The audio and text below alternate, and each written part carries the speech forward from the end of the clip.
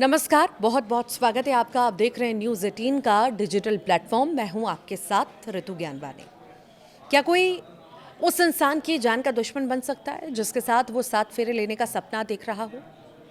महाराष्ट्र के पुणे से एक ऐसा ही दिल दहला देने वाला मामला सामने आया। मशहूर रियल स्टेट कारोबारी के बेटे केतन अग्रवाल की मौत, जिसे शुरुआत में एक साधारण ट्रैकिंग हादसा माना गया, वो दरअसल एक सोची समझी, रोंगटे खड़े कर देने वाली मर्डर मिस्ट्री निकली।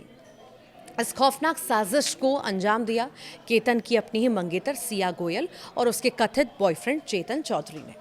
पुलिस की तफ्तीश में अब जो खुलासे हो रहे हैं वो किसी भी थ्रिलर फिल्म की कहानी को पीछे छोड़ देंगे। हत्या से पहले दोनों के बीच हुई 4,400 से ज़्यादा कॉल्स और 238 घंटे की बातचीत ने उस पूरे मामले की परतें खोलकर रख दी। आज आपको इस खबर की तह तक जानकारी देंगे कि आखिर अभी तक जांच में क्या कुछ सामने आया है। तो देखिए, इस मर्डर केस के उन 6 बड़े खुलासों के बारे में बताने जा रहे हैं हम आपको, जिसने पूरे देश को हैरान कर दिया है। वीडियो को अंत तक ज़रूर देखिएगा। पहले इस मामले की कड़ियों को शुरुआत से समझते हैं। 25 साल के केतन अग्रवाल पुणे के एक बड़े बिजनेसमैन के बेटे और अपनी फैमिली फर्म में डायरेक्टर थे। फरवरी 2026 में उनकी सगाई जो है 20 साल की कॉमर्स स्टूडेंट सिया गोयल से तय हुई। दोनों परिवारों में खुशी थी और राजस्थान में एक आलीशान डेस्टिनेशन वेडिंग की तैयारी चल रही थी।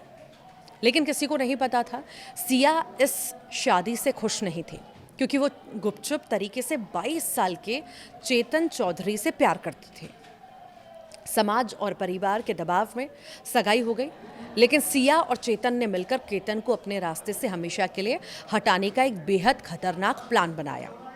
अब आते हैं सबसे पहले और सबसे बड़े खुलासे पर।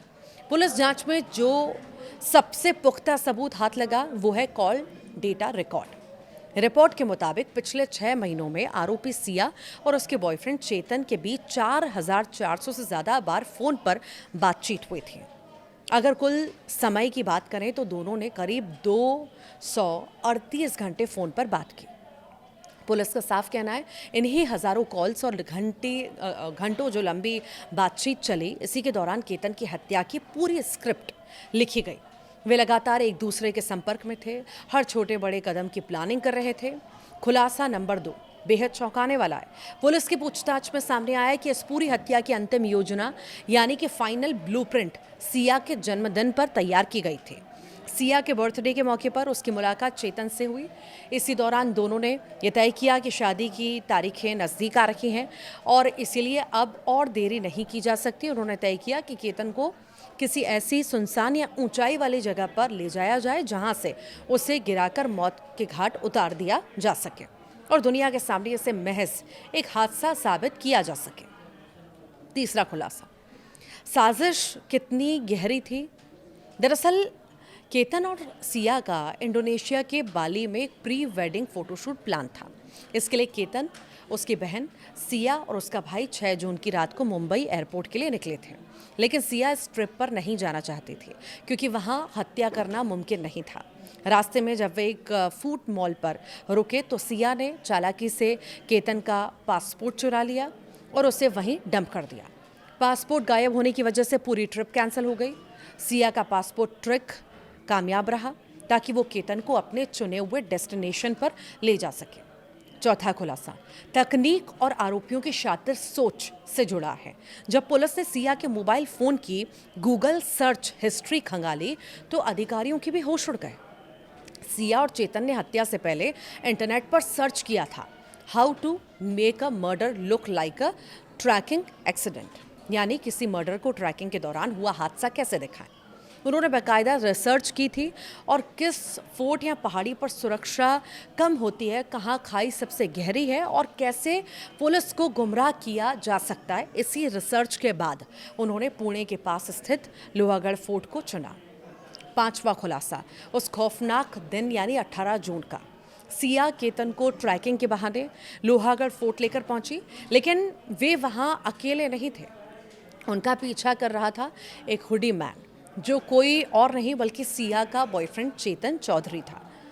चेतन हुडी पहनकर अपना चेहरा छिपाए हुए लगातार उनके पीछे चल रहा था। जैसे ही वे किले के एक सुनसान और बेहद गहरे किनारे पर पहुंचे, सिया ने चेतन को इशारा किया।